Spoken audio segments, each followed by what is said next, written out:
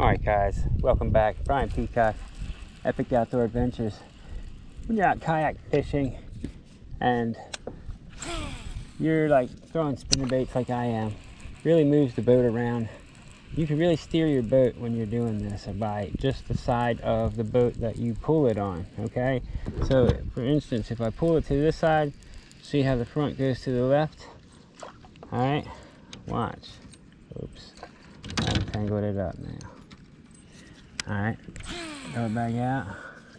Now, if I go to the left, see how it goes back to the right? So you can control your boat positioning just by the side that you pull it on. It's a quick tip for you guys.